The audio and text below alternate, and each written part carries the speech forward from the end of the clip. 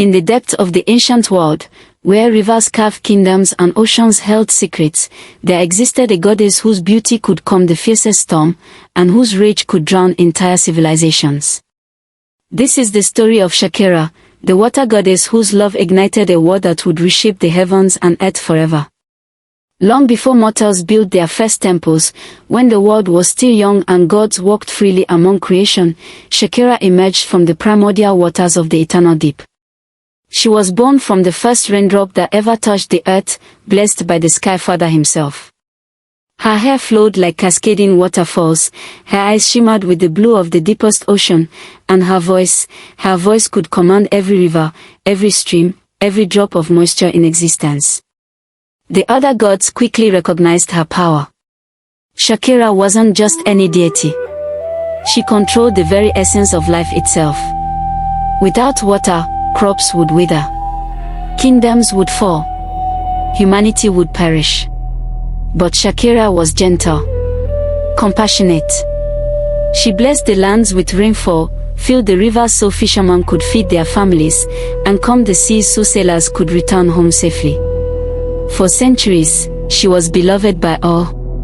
Both mortals and immortals alike sang her praises. But love would be her undoing. In the celestial realm, two powerful gods competed for dominance. Zephon, the god of storms, commanded lightning and thunder. He was fierce, passionate, and unpredictable. His tempests could level mountains, and his power rivaled that of the Sky Father himself. Then there was Tarik, the god of the earth. Strong, steadfast, and immovable. He shaped continents with his hands and made valleys bloom with life. Where Zephon was chaos, Tarik was order. Both gods had watched Shakira since her creation. Both had fallen hopelessly in love with her. Zephon would create magnificent thunderstorms just to see her dance in the rain. He would whisper to her through the wind, promising her a throne beside his in the storm clouds, where they would rule the skies together. Tarik took a different approach. He carved the most beautiful valleys on earth, creating peaceful lakes and gentle streams as gifts for her. He promised her stability, eternal devotion, and a kingdom where water and earth would harmonize perfectly.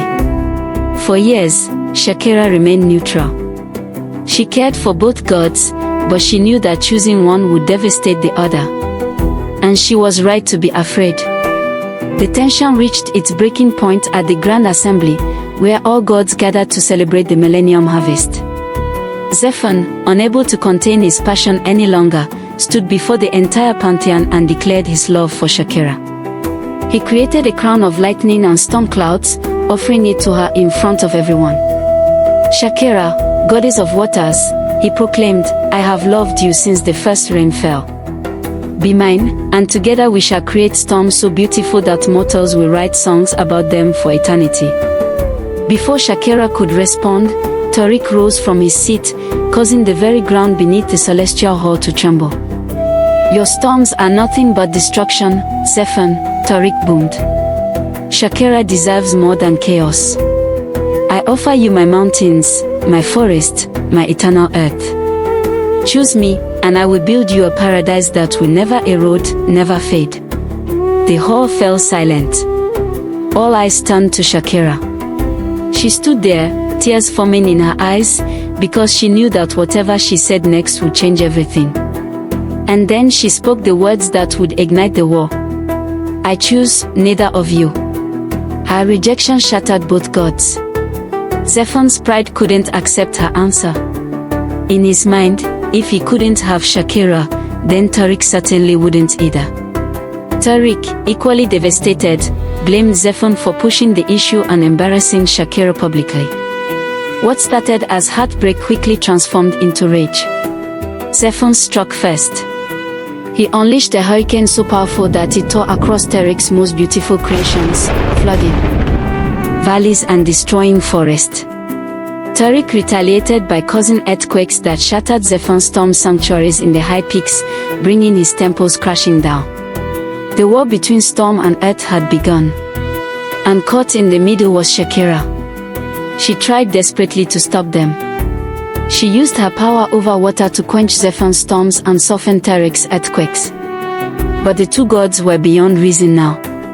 Their battle raged across the mortal realm. Entire civilizations were wiped out by floods, hurricanes, and earthquakes. The sky turned dark. Rivers ran backwards. Mountains crumbled into the sea. Mortals prayed to Shakira, begging her to end the devastation. But she was powerless to stop the war she had inadvertently started. For 7 years, the war continued. The mortal world became a wasteland. Finally, Shakira could bear it no longer.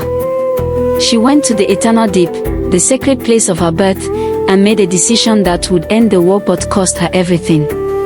She called both gods to meet her at the shore of the first ocean. When they arrived, still seething with anger at each other, they found Shakira standing in the water, her form beginning to shimmer and fade.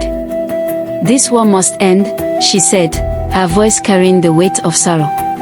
"And it will end with me." Before either god could stop her, Shakira dissolved her physical form, spreading herself across all the waters of the world. She became the rain, the rivers, the oceans, the morning dew.